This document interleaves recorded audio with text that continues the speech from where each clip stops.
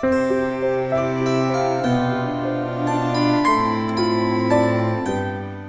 பல பெண்களுக்கு மாதவிடாய் சுழற்சியில வரக்கூடிய ஆரம்ப சிக்கல் பாலிசிஸ்டிக் ஒவேரியன் டிசீஸ், சினைப்பை நீர்க்கட்டி என்று சொல்லக்கூடிய மாதவிடாய் தள்ளி தள்ளி வருவது, சரியான சுழற்சியில இல்லாமல் இருப்பது அடிப்படை காரணம் இந்த இனிப்பு மிட்டாய்கள். இனிப்பை காலகாலமாக கொண்டாடிய கூட்டம் தான் நம்ம, புதுசா உள்ளது இல்ல. ஆனா இப்படித்தான் இந்த சாக்லேட்ல தான் கொண்டாடணுமா? நம்ம ஊர்ல காலகாலமா நம்ம சாப்பிட்ட நிலக்கடலை கடலை மிட்டாய், அந்த கடலை மிட்டாயில இருக்கக்கூடிய அந்த நிலக்கடலையில கூடுதல் புரதம் கிடைக்கும். அதை சேர்த்து செய்யக்கூடிய வெள்ளப்பாகுல இனிப்பு இருக்கிறது, அதுலயும் இனிப்பு தான். ஆனா இந்த சாக்லேட்ல இருக்கிற அளவுக்கு ரசாயனங்கள் கிடையாது. இந்த சாக்லேட்ல அது மென்மையாக்க, குழகுழன்னு ஆக்கிறதுக்கு, உருகாம இருக்க, அது வாயில் பல வண்ணங்களை கொடுக்க, பல நிறமிகளை சேர்க்கிறாங்க. ஆனா நிலக்கடலை மிட்டாயில் அப்படி கிடையாது. இப்ப நம்ம கொண்டாடணும்னா நம் மரபு சொன்ன பல்வேறு தின்பண்டங்கள் நம்ம ஊர்லயே இருக்கிறது. இன்னைக்கு காலையில நான் வரும்போது எங்க நண்பருடைய வீட்டுல அவங்க கொடுத்திருந்த உணவு, அவங்க ஒரு அடை செய்திருந்தாங்க, கூடவே ஒரு உளுந்தங்களி வச்சிருந்தாங்க. இந்த உளுந்தங்களி உலகத்துல, எனக்கு தெரிஞ்சு உலகத்தில் நம்ம ஊரில் மட்டும்தான் இருக்கிறது. நான் பல நாடுகளுக்கு பயணித்திருக்கிறேன். இந்த உலகத்திலே உளுந்தங்களிய அவங்க அழகா செஞ்சு வச்சிருந்தாங்க. அதை பார்த்தவுடன் எனக்கு என் அம்மா தான் ஞாபகம் தாங்க. எங்க அம்மா அந்த காலத்துல வாரம் ஒரு தடவை அந்த உளுந்தங்களியை வைப்பாங்க. பெண்களுக்கு மிக மிக சிறப்பான உணவுகள்ல ஒண்ணு உளுந்தங்களி. அது உளுந்து கருப்பையை வலுப்படுத்தக்கூடிய ஒரு உணவு, பைட்டோ ஈஸ்ட்ரோஜன் அப்படிமாங்க. கருப்பையும் சினைப்பையும் செம்மையாக்கக்கூடிய, உடலின் பைட்ரோஜன் சத்தை நிறைய வைத்திருக்கக்கூடிய, ஈஸ்ட்ரோஜன் சத்தை நிறைய வச்சிருக்கிற ஒரு பொருள் உளுந்து. அந்த உளுந்துலயும் மேல இருக்கிற கருப்பு தொலி இருக்கு இல்லையா, அது ஆக சிறந்தது. நம்ம அந்த காலத்துல வீட்டுல ஊற வச்சு அப்படியே சேர்த்து அரைச்சோம். இப்ப வெள்ளை விளையர்னு உருட்டு பருப்புன்னு யூஸ் பண்ணிட்டு இருக்கோம். ஆனா அது மேல இருக்க தொலிய மாட்டுக்கு போட்டுட்டு இருக்கான். ஆனா உண்மையிலேயே அது முழு தொலி உளுந்தோடு செய்யக்கூடிய உளுந்த களி கருப்பைக்கு அவ்வளவு சிறப்பான ஒரு உணவு. இன்னைக்கு நமக்கு இருக்கக்கூடிய மிகப்பெரிய சிக்கல், காலகாலமாக கடந்த 50 வருஷத்துல நம்ம பல வகையில உயர்ந்திருக்கிறோம். ஆனாலும் இங்கே பெருகி வரக்கூடிய நோய்கள்ல ரொம்ப அதிகரிச்சு வரக்கூடியது சர்க்கரையும் புற்றுநோயும் கூடிக்கொண்டே இருக்கிறது. பல பெண்கள் இங்க இருக்கீங்க, உங்களுக்கானது. பல பசங்க இருக்கீங்க, உங்கள் சகோதரிக்கும் உங்கள் அம்மாவுக்குமான ஒரு செய்தியை சொல்கிறேன். நான் 35 வருஷத்துக்கு முன்னாடி இங்க படிக்கும் போது பெண்களுக்கு யாருக்கு மார்பக புற்றுநோய் வரும்னு ஒரு கேள்வி உண்டு. சித்த மருத்துவத்தில் மருத்துவக் கல்லூரி மாணவர்களுக்கு ஒரு கேள்வி உண்டு, எந்த பெண்களுக்கு மார்பக புற்றுநோய் அதிகம் வரும்னு. அப்ப எழுதின அந்த கேள்வியில பதில் 2 பதில் தான், நன்ஸ் அண்ட் நான் லாக்டேட்டிங் மதர்ஸ் அப்படிமாங்க. ஏதாவது ஒரு காரணத்திற்காக குழந்தை பேரின்மை பாலூட்டுவதற்கான வாய்ப்பில்லாமல் போன பெண்களுடைய முதுமையில, இல்ல திருமணம் செய்து கொள்ளாமலே இருந்து அவர்களுடைய முதுமையில, அவர்களுடைய மரபில் ஒருவேளை மார்பக புற்றுநோய் இருந்தால் அந்த பெண்ணுக்கு மார்பக புற்றுநோய் வரும். அப்படிதான் நாங்க படிச்சோம். ஆனா இன்னைக்கு என்ன நடக்குது தெரியுமா? 30 to 35 வயதில் இருக்கிற பாலூட்டி கொண்டிருக்கிற பாலூட்டிய தாய்மார்களுக்கு மார்பக புற்றுநோய் வருது. என்ன நடக்குது? 30 வருஷத்துல இவ்வளவு பெரிய மாற்றம் ஏன்? உணவில் நடந்த மாற்றங்கள் நண்பர்களே.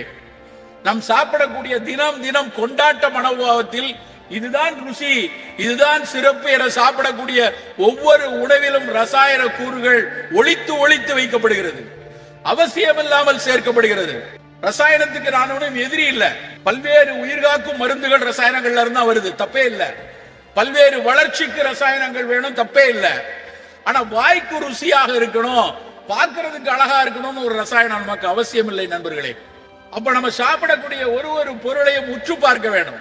ஒரு மார்பக புற்றுநோய் என்பது அன்னைக்கு அவருக்கு வரக்கூடிய அவதி மட்டும் இல்ல, இன்னைக்கு அது 100% குணப்படுத்தக்கூடிய நோய். ஒருவேளை ஆரம்ப கட்டத்தில் கண்டுபிடிச்சிட்டோம்னா சரியான சிகிச்சையில 100% வெளியே வந்துடலாம். ஆனால் எல்லா புற்றுநோய்களும் அப்படி அல்ல. பல புற்றுநோய்களுக்கு இன்னைக்கும் முழுமையான தீர்வு இல்லாமல் அவதிப்பட்டு கொண்டிருக்கிறாங்க. அப்படியே தீர்க்க முடியும் என்றாலும் மிகப்பெரிய பொருளாதார வசதி வேணும். ஒரு காவல் அதிகாரி, ஒரு கான்ஸ்டபிள், அவர் ரிட்டையர்ட் ஆறாரு, ஒரு அரசுல காவலர் இருந்து ரிட்டையர்ட் ஆயிருக்காரு. ரிட்டையர்ட் ஆகி அவருடைய பொண்ணு கல்யாணம் நிச்சயம் பண்ணி வச்சிருக்காங்க. கல்யாணம் நடக்க போகிறது. போன 3 மாதத்துக்கு முன்னாடி நடந்த செய்தி சொல்றேன். கல்யாணம் நடக்க போகிறது. அவருக்கு உணவை முழுங்க முடியல, கொஞ்ச நாளாவே இருந்திருக்கு. சாப்பிட்டா முழுங்க முடியல சார், சாப்பிட்டா முழுங்க முடியலன்னு.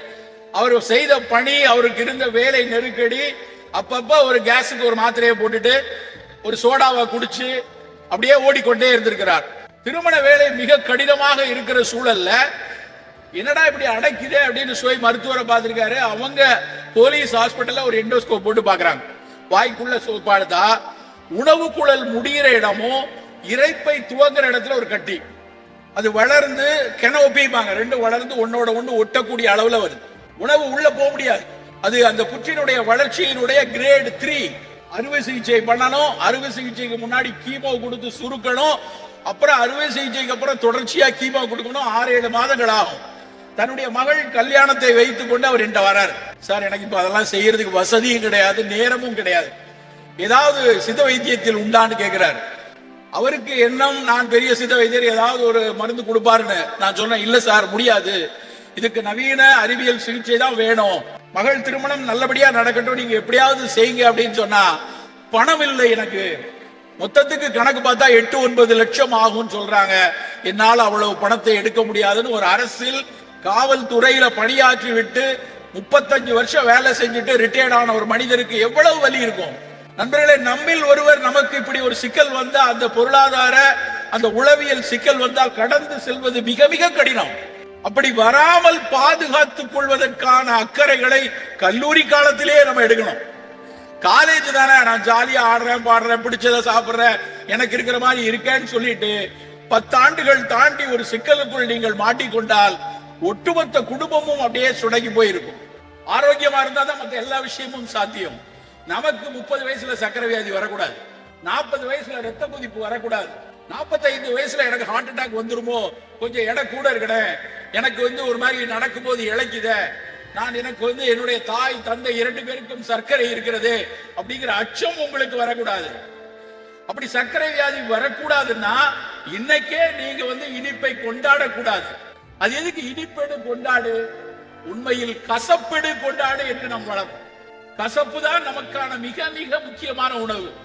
தெரியாமல் கசப்பையும் இழிவையும் கசப்பையும் மன வருத்தத்தையும் நம் சமூகம் பொருத்தி விட்டது.